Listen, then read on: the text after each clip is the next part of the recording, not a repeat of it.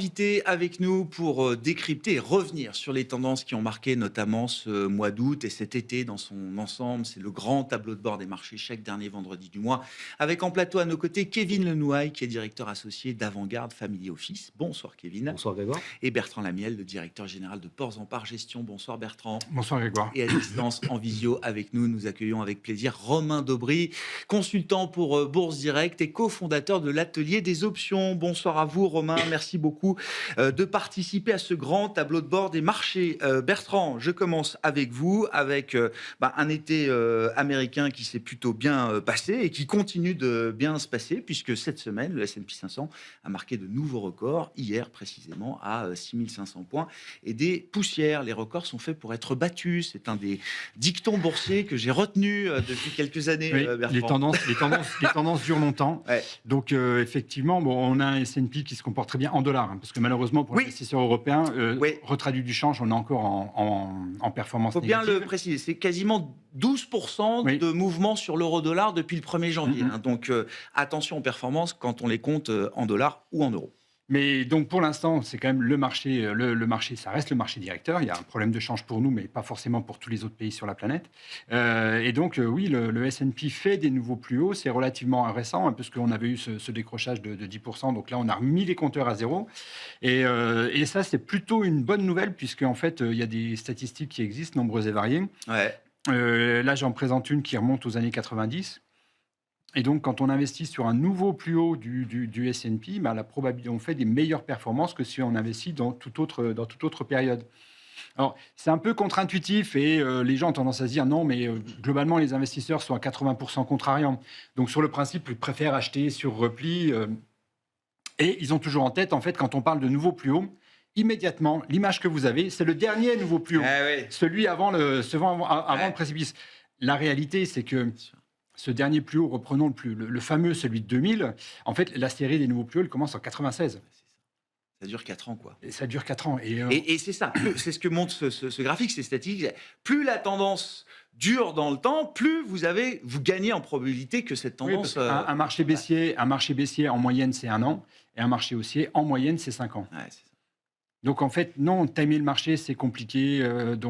Voilà. Et on a toujours eu dans le marché des mauvaises nouvelles quelque part, avec des risques géopolitiques, avec des risques économiques, avec des trublions à droite et à gauche. C'est l'histoire du marché boursier. Donc, si on se laisse perturber par le bruit ambiant, le risque, c'est de se dire, oh là là, c'est compliqué, il y a la guerre en Ukraine, attention, Trump, ça va être compliqué, donc je prends un peu de recul et je reviendrai quand c'est calme. Spoiler, c'est jamais calme. Ouais. Donc, non, il faut accepter ce bruit, allouer la bonne somme de capitaux, c'est-à-dire celle où on est vraiment tranquille, où on peut se permettre, même si ce n'est pas simple à ces moments-là, de l'avoir baissé de 20%. Mais globalement, non, les marchés montent et typiquement sur le S&P, oui, on gagne à être sur des points hauts. C'est plutôt une bonne nouvelle. Quels sont les sujets de vigilance pour vous vis-à-vis de ce marché américain? Même si la tendance est claire, est-ce qu'il y a quand même des points de fragilité, de vigilance? Est-ce que la performance est toujours aussi concentrée? Est-ce que le socle s'élargit? C'est déjà une manière de regarder les choses. La performance est concentrée, mais là aussi, pareil, on nous revient sur les années 2000. Encore une fois, la performance dans les années 2000 était certes concentrée sur les valeurs de la tech, mais il ne faut pas juste regarder le dernier point, il faut regarder la série. Pareil, ça a commencé très longtemps avant. Donc, c'est concentré, certes, mais c'est comme ça. Le marché américain, par définition, par essence, c'est 30% de valeurs technologiques. Oui. Donc oui, forcément, c'est concentré. Oui. Nous, le plus gros secteur, ça doit être le secteur bancaire, doit être aux alentours des 15%. Aux États-Unis, il y a 30% de valeurs, un peu plus de 30% de valeurs tech. Donc voilà, et sûrement celles qui ont le plus de croissance, donc qui attirent les capitaux. Donc, il est toujours concentré. Par contre, ce qui est intéressant de regarder, c'est la participation, c'est-à-dire le nombre de titres qui sont en tendance haussière. Et là, on est sur des bons scores, on est sur du 50-55%. Donc oui, certains captent beaucoup la performance, mais il y a un bataillon derrière qui avance, qui fait le job. Donc ça, il y a le général en chef Nvidia, on va en parler dans un instant, mais derrière, il y a quand même des lieutenants qui y suivent, quoi. Derrière, il y a du monde, et ce n'est pas exclusivement dans le monde de la tech, il y en a un petit peu partout. La finance, comme en Europe, se comporte très bien. L'industrie, comme en Europe, se comporte très bien. Et mine de rien, ces deux secteurs, alors, gros secteur, on est entre 6 et 8 aux États-Unis, parce que... Voilà, mais c'est des secteurs, on n'est pas sur des petits secteurs à 1 ou 2%, quoi. Ouais. Donc, non, c'est plutôt pas mal. Et pour l'investisseur européen, On verra quel est votre avis, messieurs, sur le change, mais j'ai l'impression que le plus dur est fait. Je suis pas Après sûr qu'on puisse un mouvement de aller. 12% sur l'euro-dollar, de 10% sur le dollar seul, oui, effectivement, peut-être au moins pour un temps, le mouvement est Oui, que fait. ça, à minima, ça va se stabiliser. De là à faire des gains de change, j'irai pas jusque-là, mais se dire bon, voilà, je pense que le pire est fait. Donc à partir du moment où on va sélectionner des actifs qui sont capables de générer une bonne croissance, le risque de change est, à mon avis, n'est plus un warning, quoi. Ça doit Ah ouais, pouvoir je le faire. comprends. On regardera bien sûr, Kevin, les performances comparées, enfin les valorisations comparées des marchés américains Mmh. et des marchés européens. Mais un mot sur ce record du S&P 500 là, qui est encore tout frais dans les esprits, le dernier en date en l'occurrence. Et puis un mot du change, effectivement. Quel est votre sentiment ou votre conviction même peut-être sur la baisse du dollar? Est-ce qu'on peut imaginer quand même une stabilisation au moins temporaire de la devise américaine? C'est vrai qu'on reviendra sur les valorisations, mais sur ce qui vient d'être dit, effectivement, c'est plutôt un bon point. Et on sort d'un été qui est alignement de planète, on va le dire comme ça. Ouais. Peut-être pas encore Goldilocks, mais quasiment. Où effectivement, il ne s'est pas passé grand-chose, ou en tout cas pas d'éléments trop négatifs. Et je souscris tout à fait au fait de se dire qu'on peut toujours voir les éléments négatifs, mais force est de constater que ce que l'on attendait en potentiel négatif ressort plutôt bien. Donc c'est plutôt heureux. Et soyons effectivement heureux de cette robustesse du marché américain. En ce qui concerne le change, effectivement, on s'en plaint depuis le début de l'année, on ne cesse de s'en plaindre. Les choses, effectivement, ont tendance à se tasser ces dernières semaines. On a même cru, mais ça a duré quelques heures, en réalité, au mois d'août, que l'on pouvait avoir enfin un rebond dollar quand on a commencé à retourner tranquillement en dessous des 1,15. Mhm. Ça n'a pas duré, donc moi je souscris tout à fait au fait qu'on puisse être dans une zone un peu de respiration. Et surtout, si je veux aller plus loin, il y a deux éléments. Le premier, c'est qu'effectivement, les actifs auxquels on s'expose, notamment en dollars, on va toujours se positionner sur une croissance qui est supposée être plus forte Je que celle comprends. du change. Je comprends. On exclut ce type de réflexion, évidemment, quand on va sur des actifs émergents ou sur des devises qui ne sont pas dures. Ce n'est pas le cas sur un euro-dollar. Hormis, j'allais dire, explosion du mindset vis-à-vis de l'Europe ou vis-à-vis des États-Unis, on a peu d'intérêt aujourd'hui d'en sortir. Donc, globalement, les actifs que l'on achète ont des belles croissances bénéficiaires en projection. Et donc, le dollar sera, non pas un épiphénomène, mais restera un actif vivant qui pourrait vite se retourner. Donc on va chercher de la croissance pure, quoi. Bien sûr, on va Même chercher de si la on est de croissance moins pure. en moins, il y a encore des valeurs qui sont capables Absolument. d'afficher des taux de croissance interne, des taux de croissance pure qui permettent de se délivrer un peu de la question du change, quoi. Absolument. Là, on est dans une année qui est très particulière sur effectivement ce déport de 12 points. D'une part, aujourd'hui, nos clients nous interrogent parfois dessus sur une couverture. Bah, le déport actuel, finalement, vous pouvez le couvrir jusqu'à 1,20. Donc, est-ce que c'est le moment de le couvrir? La réponse est, de notre point de vue, non, à minima sur la fin d'année, en réalité, ou en tout cas sur les 1 an, sur les 1 an du change. Et puis, effectivement, ce mouvement-là est un mouvement assez violent. On avait eu l'occasion de le mettre en perspective Ouais. historique pour se dire que l'année prochaine, on peut avoir un mouvement qui est totalement inverse. Rappelons les années précédentes, sur lesquelles on a quand même vu un 0,3 sur le dollar, où on partait d'un 18. Et donc là, évidemment, on n'aurait pas eu du tout les mêmes discussions à ce moment-là. Donc oui, la devise est très parasitaire pour un investisseur européen. On en parlera peut-être tout à l'heure dans les performances, mais ce n'est pas un sujet pour nous pour évacuer des positions dollars.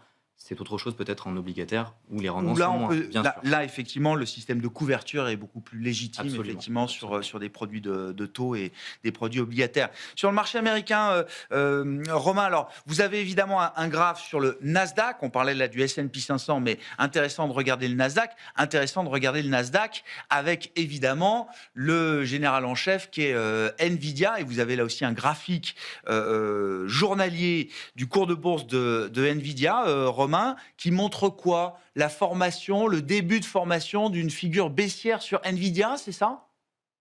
Oui, manifestement. Il était intéressant de voir qu'on aborde cette saison de publication sur Nvidia, qu'on a abordé cette saison de publication sur Nvidia avec un consensus qui, une fois de plus, était hyper optimiste. On avait un ratio put-call qui atteignait 0,27, ce qui signifie qu'il y avait presque 4 acheteurs pour un vendeur sur Nvidia. Donc, difficile de recréer, de continuer à créer du momentum, quelle que soit la qualité de la publication dans ce contexte-là.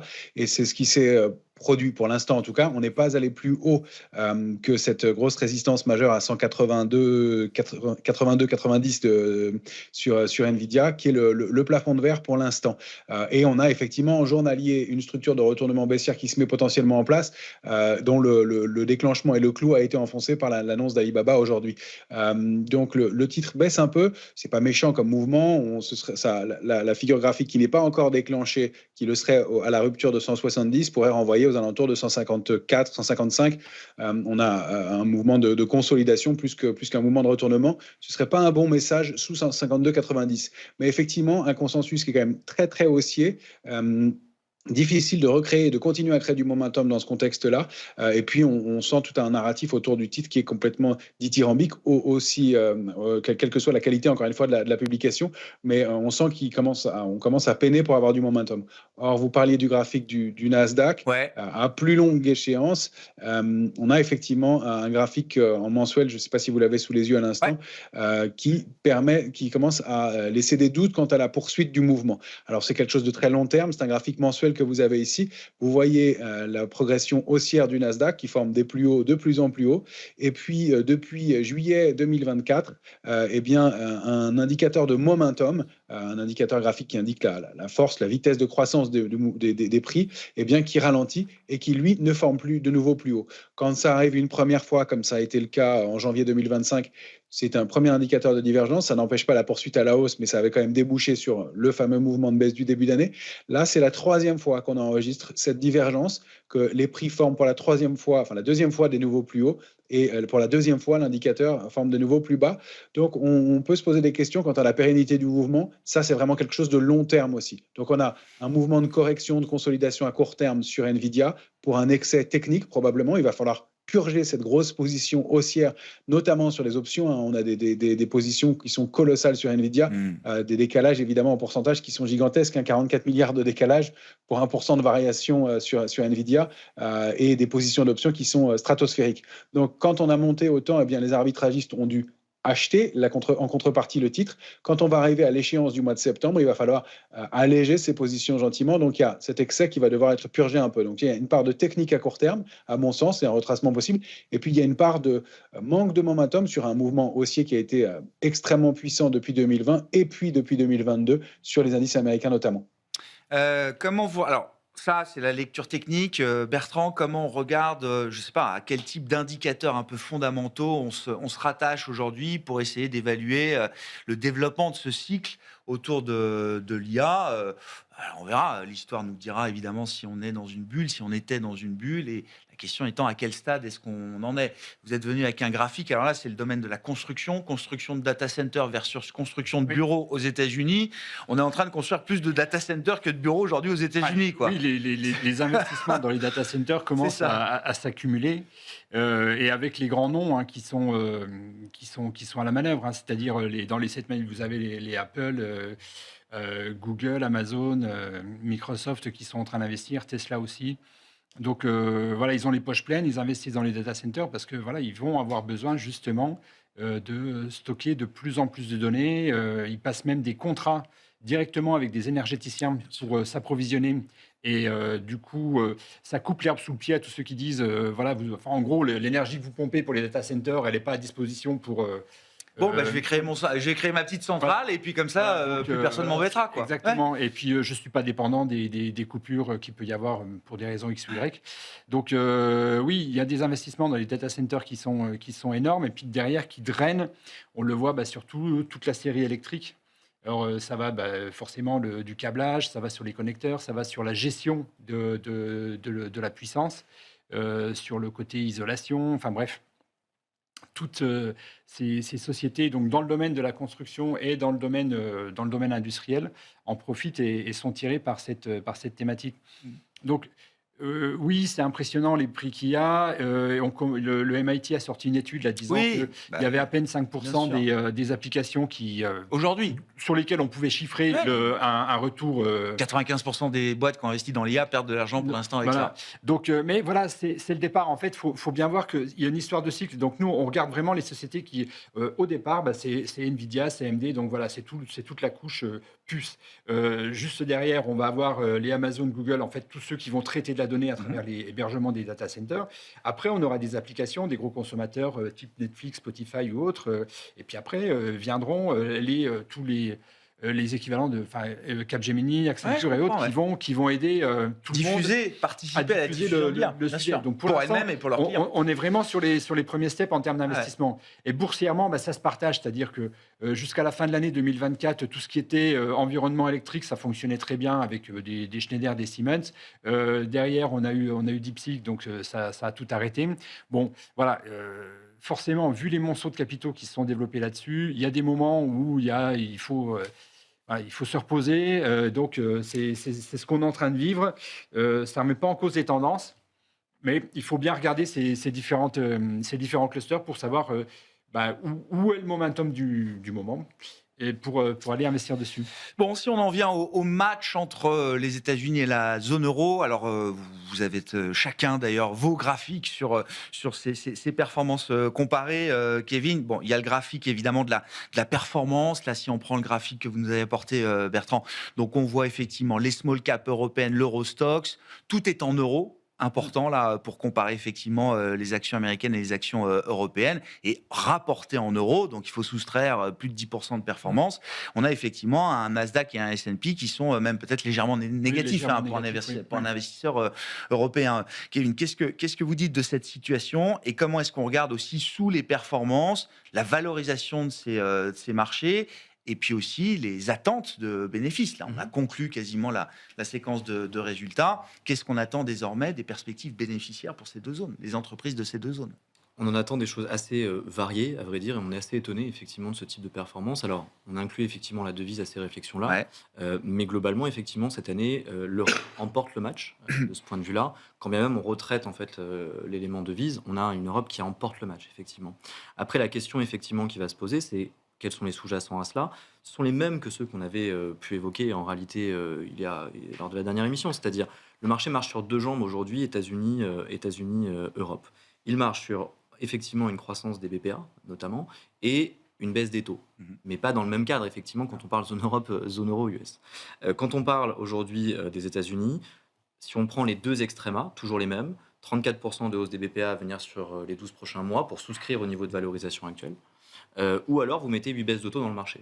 Donc il y a forcément un paradigme, là je prends les extrêmes bien entendu, il y a un paradigme évidemment, enfin en tout cas il y a un point d'atterrissage à trouver.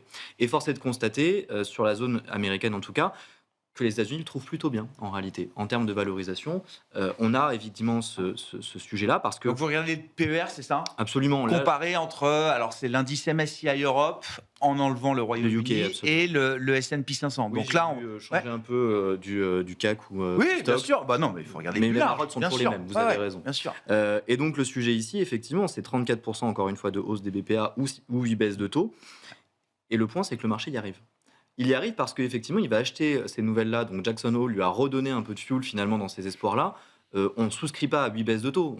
A priori, aujourd'hui, ni le marché ni nous-mêmes ne sommes idiots. Par contre, effectivement, quand on va regarder les résultats bénéficiaires, enfin les surprises bénéficiaires, elles sont excellentes aux États-Unis. En tout cas, excellentes, elles sont très bonnes. Je vais rester plus modéré. Et donc ça, c'est effectivement du fuel supplémentaire au marché. Donc il y a un mix. Le marché mise sur un mix entre des baisses de taux, peut-être pas jusqu'à 8, et des perspectives bénéficiaires qui pourraient surprendre encore à la hausse. En fait, le marché doit en faire son affaire. Si vous me le permettez, on parlera tout à l'heure de règles de réaction des banques centrales. C'est pareil pour le marché. Vous avez deux éléments dans le marché, BPA, taux, on va le faire un peu en synthétique, mais de ce point de vue-là, vous avez besoin d'équilibrer l'équation. On était très focalisé évidemment sur les hausses de BPA, parce qu'encore une fois, à 34% sur les 12 prochains mois, on s'est clairement dit, il y a un problème là-dedans. Mais Powell est arrivé. Powell était très fermé, effectivement, à une baisse de taux. Alors, de là à dire qu'il a été ouvert vendredi dernier, je modérais quelque peu le propos. Non, mais on m'a dit, il a entrouvert la porte, le marché s'est engouffré dedans. Exactement, voilà. Absolument. Il a mis le pied dedans en se disant c'est formidable. J'ai eu un peu de hausse des BPA, j'ai eu des belles surprises sur les publications. Donc, finalement, mon hypothèse n'est peut-être pas aussi peu crédible que ça. Et en plus de cela, mon facteur taux, je peux lui aussi l'actualiser un peu plus. Donc, oui. Sur les marchés américains, on le voit, sur les niveaux de valorisation qu'on voyait tout à l'heure, nouveau record, mais en fait, nouveau record en termes de cours, en termes d'indice, mais en termes de valorisation, on n'y est pas encore. Mais ça reste très, très exigeant. Ouais, c'est ça. Pricé pour la perfection, je ne sais pas. En tout cas, pricé pour pas trop de déception de ce point de vue-là. Par contre, vous avez entièrement le point, c'est que quand je dis exigeant, il n'y a pas le droit à l'erreur. Et on l'a vu aujourd'hui, la réaction à l'inflation elle est bonne au global de la séance. À l'ouverture de la séance, c'était mauvais de ce point de vue-là. Le 10 ans a quand même bien yieldé. On a eu un mini spread qui s'est ouvert. Et sur les indices américains, on perd 1% à l'ouverture parce que c'est cette déception. Et on se dit, OK, c'est le point attendu. Ouais. Mais globalement, comme il a ouvert une porte, on aimerait bien que Bon. ce soit un point un peu meilleur. Et puis on aura d'autres chiffres. La semaine prochaine, Pauline le disait, ce sera la semaine de l'emploi américain. Et c'est bien là-dessus que Jérôme Powell s'appuie pour ouvrir l'idée d'une baisse de taux. Donc on verra effectivement ce que donnent les chiffres et les révisions de ces chiffres d'emploi aux États-Unis. Je reviens quand même sur le match États-Unis-Europe. Effectivement, là, vous êtes venu avec les révisions bénéficiaires en Europe par rapport aux États-Unis. Donc la barre verte, ce sont les révisions bénéficiaires américaines Absolument. à la hausse. Et nous, on enchaîne les révisions bénéficiaires à la baisse, même si effectivement ces révisions sont peut-être un peu moins baissières récemment, mais on reste quand même à chaque fois sur des révisions baissières en termes de perspectives de profit pour les entreprises Absolument. européennes. Là. Alors, à l'intérieur, il faut quand même compter que vous avez le momentum de publication. On a notamment des cycliques, etc., qui sont aux premières loges, qui ont encaissé le coup. Et en fait, vous avez un nombre de valeurs, notamment exposées, barrières tarifaires, qui ont fait les premières lignes, entre guillemets, les premières bornes. Mais effectivement, on a des révisions, on a un autre narratif aux États-Unis. On a des révisions qui sont négatives en Europe, plus négatives qu'aux États-Unis, même si parfois elles peuvent s'aligner. Et donc ça, effectivement, ça nous inspire aussi quelque chose. C'est que sur le niveau de valorisation dont on parlait tout à l'heure, l'Europe n'est pas un marché peu cher de ce point de vue-là. On n'est pas du tout dans les excès américains, mais on n'est pas du tout dans une phase d'achat à tous azimuts. Donc ça reste exigeant avec des révisions bénéficiaires. Le taux, on est a priori tous d'accord ici pour se dire que oui, il peut continuer à baisser, mais on a quand même une marge et une sensibilité un peu moins forte. La conclusion de tout cela, si vous me le permettez, c'est qu'il va falloir trouver un autre narratif. Le narratif sur lequel on s'est appuyé, c'est moins la guerre en Ukraine que la relance allemande ou la réouverture allemande. Ce narratif, effectivement, ne va pas suffire dans les prochains mois, selon nous, pour aller beaucoup plus haut en termes de valorisation. Bon, on verra si la Banque Centrale Européenne est prête à bouger à nouveau. Je crois que dans le marché, on considère que c'est fini, à 2% pour la BCE, et qu'il y a même un début de probabilité que le prochain mouvement soit une hausse. Évidemment, il y aura un prochain mouvement après le statu quo de la BCE. Est-ce que ce sera une baisse ou une hausse? Certains commencent à imaginer que ça puisse être... Oui, qui peut agir. qui peut agir, qui peut changer la donne du point de vue de la BCE. On en parlera dans quelques instants. Je voulais qu'on revienne aussi sur le palmarès sectoriel là, du marché européen pur. Bertrand, si, faisons le lien peut-être avec la politique française. Alors on voit, la courbe rouge, c'est la courbe des banques qui ont gagné 40% au début de l'été, c'est ça. On a doublé depuis 2024, c'est ce que vous constatez. Est-ce qu'il faut peut-être commencer à se dire que c'est le bon moment de prendre des profits, par exemple, sur le secteur bancaire européen, Bertrand? On n'a pas d'indicateur. Non, au contraire. Parce que la question, j'avais fait j'étais allé voir vos confrères fin juin qui me disaient quand même, on est à 30-40% depuis le début de l'année, et là, quand même, ça commence à aller vite. On sort de l'été, on a remis 25% là-dessus, on doit être à 55%. Donc, non. Et je rappelle, ça fait au moins 4 ou 5 ans que ça dure. C'est-à-dire que ça n'a pas commencé au 1er janvier. Non. Depuis la période Covid et 2020, le secteur bancaire européen fait mieux que le Nasdaq. Exactement. Nous, il y a 2 ans, on a acheté du Unicredit qui devait être à 21 ou 22 euros, on est à 70 aujourd'hui. Jamais, je vous aurais dit qu'on arrivait là. Mais d'où l'avantage de notre process qui consiste à se laisser porter par les tendances tant qu'elles sont en place. Et là, aujourd'hui, on n'a pas d'indication de faiblesse là-dessus. Et quand on rejoint les fondamentaux, il y a un secteur qui sort des publications renforcées, c'est les banques. Quasiment toutes ont fait les objectifs et ont envoyé des perspectives. Qui plus est, on commence... Alors là, ça patine un petit peu. Les fusions-acquisitions, voilà, le truc qui était complètement tabou, personne ne voulait en faire. Là, c'est parti. Tout le monde y va.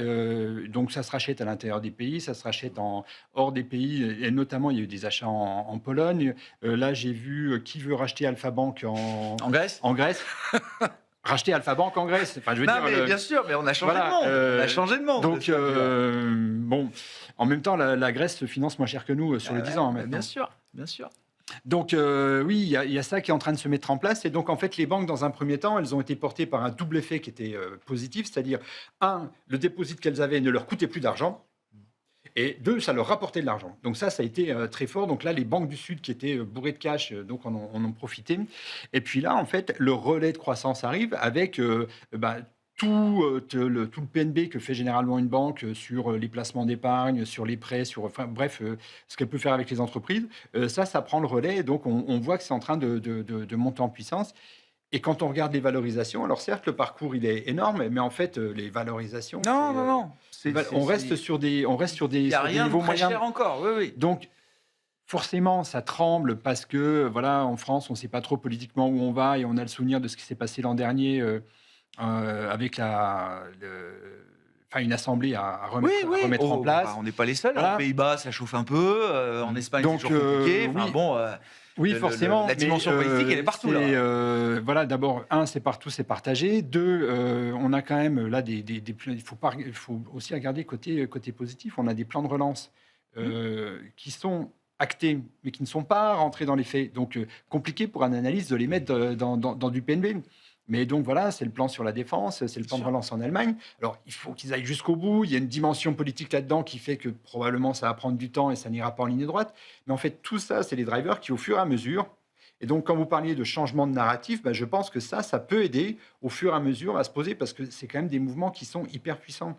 Et par exemple, sur l'armement, alors les analystes sont très prudents. Pour autant, certains se mouillent et se disent, par exemple, sur un dossier comme Leonardo, ça rajoute 3 ou 4 points de croissance.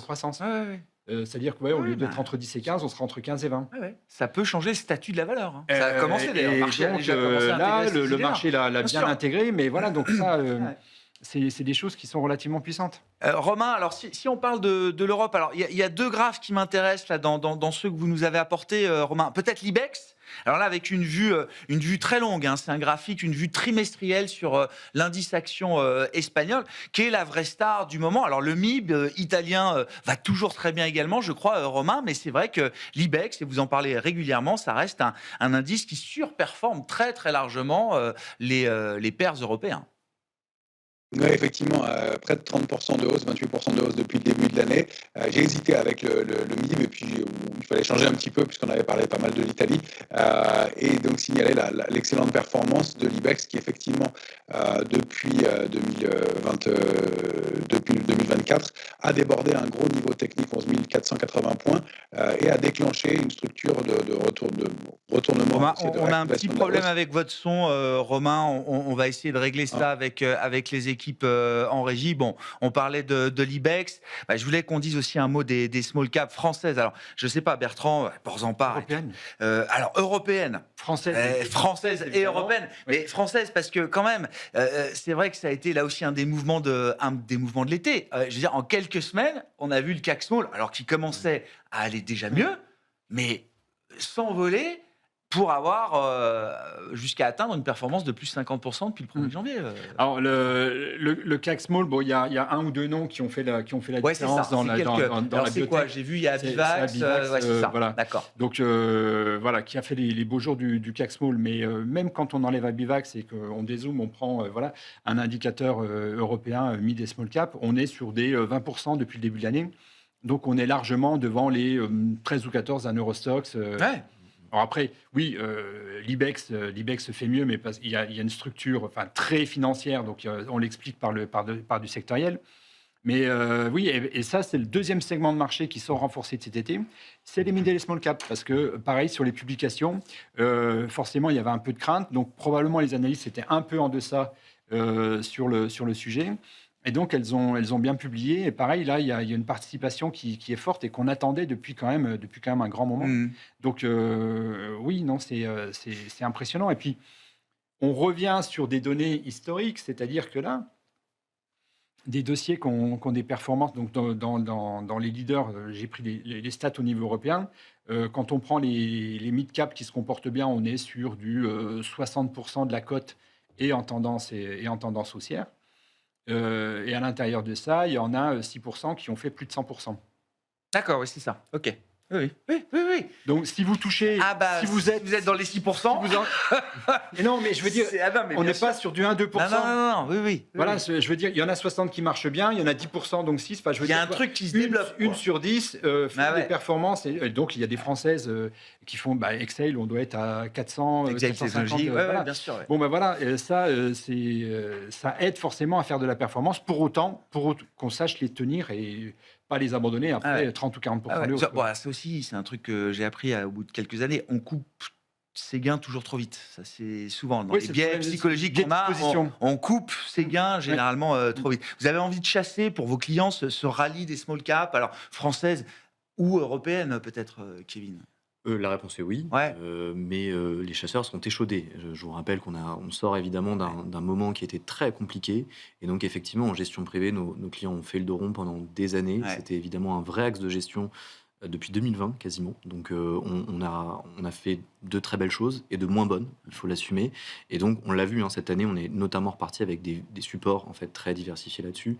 On attaque de moins en moins aujourd'hui ce type de marché en direct puisque nos D'accord. clients le craignent tout simplement. Ouais. C'est dur de les réacclimater, de les Complètement. réacculturer à Et ça peut se comprendre. cette idée des entreprises de taille moyenne ou Exactement. intermédiaire en bourse. Ça peut se comprendre. Là, c'est vraiment purement oui. la psychologie. Et Ah je ouais. prêche encore une fois pour la Sûr. paroisse que je connais. Le Mais, client, à la fin, a toujours raison, j'imagine. Exactement. Il fait les flux d'autant plus. Donc, Ouais. c'est lui qui fait les flux d'achat pour Ouais. partie sur ce type-là. Donc, globalement, on a conservé ses positions. Elles ressortent par le haut. Il y a des très beaux dossiers, effectivement, qu'on a en portefeuille. Maintenant, de là à se dire, c'est un vrai biais de nos portefeuilles. La réponse est non. Ouais. C'est déjà très compliqué de les réacculturer, par exemple, à des financières. Ouais, bien sûr, ça prend du temps. Donc, de ce point de vue-là, bien sûr. oui, mais ça va rester très Ouais. marginal dans nos Ouais. portefeuilles. 4-5 années de surperformance des financières, je le dis, et je suis même pas sûr que les portefeuilles soient au benchmark aujourd'hui en termes de détention justement de ce secteur-là. Romain Dobry, on vous a retrouvé, Romain, je crois, avec un son qui fonctionne mieux. Je suis J'espère que c'est désolé, meilleur. je veux bien vous entendre sur le CAC Small là, avec ce graphique mensuel qui montre, alors effectivement, cette succession de quelques bougies là, assez spectaculaires sur les dernières semaines et les derniers mois. Oui, effectivement. Pour indiquer, alors non seulement la performance, bon, on l'avait évoqué il y a longtemps, sorti d'un grand triangle symétrique. La cible idéale, c'était 15 960. On l'a atteinte et on voit que pour le mois en cours, on est un peu dans le doute. On a une petite bougie et de grandes mèches de chaque côté.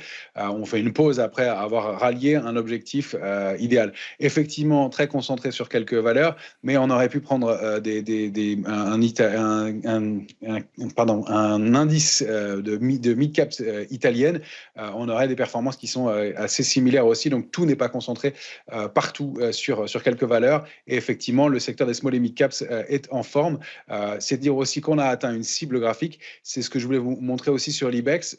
On est sorti d'une grande congestion. La cible suivante pour l'indice large espagnol, elle se situe à une 8% encore au-delà, alors que c'est l'indice qui surperforme en Europe pour l'instant. Donc, je vous ai épargné le graphique de l'indice CAC 40 qui n'a aucun intérêt depuis des mois maintenant et qui commençait peut-être à en retrouver.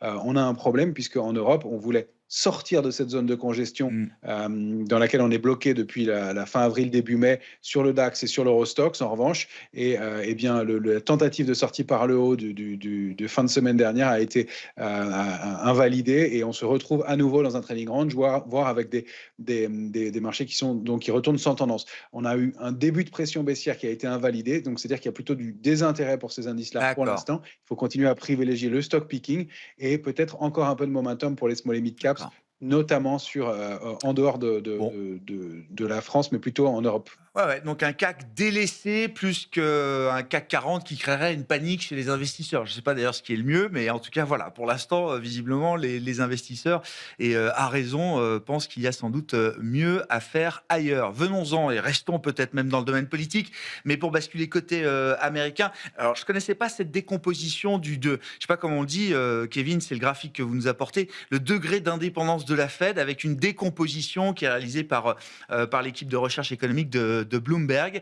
Il faut nous expliquer un petit peu ce graphique, Kevin. Bien sûr. Effectivement, ça c'est un indice qui nous est fourni par Bloomberg, d'excellente qualité, on peut les louer ici. Je ne sais pas si ça se voit bien à l'écran, mais une courbe noire qui montre effectivement le niveau moyen d'indépendance constaté par cet indice de la Fed, et ensuite une décomposition effectivement en composantes. Les 4 composantes que l'on retient habituellement, c'est l'emprise que va avoir le politique sur les nominations et ce qu'on appelle la branche exécutive. Donc, ça, c'est la barre violette que vous voyez sur le graphique. C'est la barre opérationnelle, absolument. Non, ça c'est la barre verte. Ah oui, pardon, c'est la barre verte. Autant pour moi. Oui. Ensuite, vous avez la barre orange qui est globalement, alors ce qu'on appelle public support, en fait, c'est le financier. C'est financièrement, est-ce que l'indépendance financière de la Réserve fédérale américaine. Très clair. Et puis vous avez les 2 points qui sont aujourd'hui positifs, c'est la concordance des décisions de la Fed ou du niveau de la Fed avec ce qu'on appelle la règle de Taylor, qui est un peu plus technique, mais c'est la règle, en l'occurrence l'équation qui poserait à combien devrait être la Fed Mais les Et de ce point de vue-là, la Fed, les décisions que prend la Fed aujourd'hui ne l'éloignent pas trop de ce que dirait une règle de Taylor, c'est Non, ça? elle est même plutôt restrictive par rapport à D'accord. ce que serait Taylor. Globalement, Taylor aujourd'hui c'est 3,99, 4. OK. Donc on est à 50 bips au-dessus. Mais en réalité, la règle de Taylor, elle est aussi Oui, il y en a simple. plusieurs Voilà. et chacun Les paramètres. peut la mettre à sa Exactement. sauce. Chaque Ouais, ouais. étudiant, a priori, faire encore Ouais, ouais. dans son mémoire de recherche pour la trouver. Mm. Donc ça dépend des poids, mais effectivement, on est plutôt en adhésion là-dessus. Et puis vous avez le quatrième point qui est l'ancrage des anticipations d'inflation, Ouais. très macroéconomique. Si on le résume, c'est la crédibilité de la Fed, en Ouais. fait, de ce point de vue-là. Donc si on résume la chose, oui, la Fed est encore crédible. La Fed, encore une fois, a un taux théorique qui est un taux qui est proche du taux réel. Par contre, on le voit, on a une réelle dégradation, effectivement, de l'indépendance de la Fed du côté politique. Incroyable, hein. Je ne vous apprends pas a priori Non. grand-chose de ce Non, point de vue-là non. aujourd'hui, mais cette décomposition, elle est importante et elle montre le match. Elle montre Et le match. marché le prend en considération? Ou est-ce que... Alors, Parce que là, la bataille entre Lisa Cook et Donald Trump, ça peut être homérique. ça peut quand être même. homérique et c'est un éléphant dans une pièce, très Ah, c'est concrètement. ça. Pour moi, c'est non pas une zone de rupture, j'exagère peut-être, mais c'est un vrai moment de bascule potentielle aux États-Unis. C'est-à-dire que globalement, le marché pardonne à Donald Trump, me semble-t-il, de nombreuses choses. Tant mieux pour nous et pour les opérateurs. On a pardonné les droits de douane parce que les États-Unis s'en sortent par le haut. On a pardonné des allers-retours géopolitiques parce que, encore une fois, on verra ce que ça donne, pour ne pas aller plus loin. Sur l'indépendance de la Fed, une remise en cause de 75 ans d'indépendance de la Fed, dans un moment où la Fed n'a pas abaissé ses taux. Mm. En réalité, on peut ergoter ici, mais il n'y a aucun indicateur qui planche pour une baisse des taux. Je ne suis pas convaincu, effectivement, que si Donald Trump s'empare de la Fed, Oui, l'image prend est le là. contrôle, bien sûr. Globalement, avec les niveaux d'endettement et les difficultés économiques, ça, c'est le point de rupture potentiel. Ouais. Gardez la parole, Kevin. Alors là, revenons au sujet politique français et européen. Vous êtes là aussi venus chacun avec des graphiques montrant les courbes de taux, les écarts de taux entre la France et l'Allemagne. Vous avez ce graphique-là, Kevin, les obligations souveraines à 10 ans. Oui. Et donc, le spread de la France et de l'Italie par rapport à l'Allemagne. On voit bien la convergence entre la qualité que le marché considère pour la France et l'Italie. On voit bien une très forte convergence, mais pas tant du fait de la dégradation de la qualité de la France sur le marché, visiblement, plutôt que de l'amélioration de la qualité du ça. spread italien. Hein. En fait, c'est qu'il y a vraiment plusieurs lectures. C'est pour ça que je voulais grossir un peu, Ouais, bien effectivement sûr. la lentille ici. Bon, le premier point, ça nous fera tous plaisir de terminer la semaine comme ça, c'est que globalement, on a quand même beaucoup entendu qu'il y avait une panique des marchés. Alors, pas dans votre émission, mais je l'ai entendu. La réponse est non. On ne l'a pas vu, on l'a abordé sur le marché action. Ça se voit sur le marché européen. Aujourd'hui, on n'a pas un décrochage du spread français qui nous dirait nous sommes dans une situation de panique. Et effectivement, lorsque l'on regarde ce graphique des spreads, il nous dit plusieurs choses. Le niveau aujourd'hui français, il est haut, mais il n'est pas grossier par rapport à ce qu'il est en historique. C'est important parce que quand on recule la lentille, l'Italie, encore une fois, vient de beaucoup plus loin. Donc oui, il y a aujourd'hui une convergence des deux, mais c'est plutôt une amélioration italienne qu'une forte dégradation française. Si on revient 6 à 12 mois en arrière, globalement, on a déjà vu ces niveaux de spread. Mm. Les études, globalement, nous disent oui, on va monter à 95 bips de spread si jamais on commence à avoir encore un peu plus de bruit politique, mais il n'y a pas de panique aujourd'hui sur le marché. Et puis surtout, ça me permet de rappeler peut-être un élément, c'est que si la dette est un outil hautement financier, tout le monde en conviendra ici, son comportement, il est très psychologique de mon point de vue. Et donc, ce que l'on a sous les yeux, c'est une amélioration italienne avant une dégradation française, encore une fois. Il faut quand même rappeler que l'on vendait tous l'Italie, ou en tout cas on était à l'écart de l'Italie, pas pour des raisons économiques.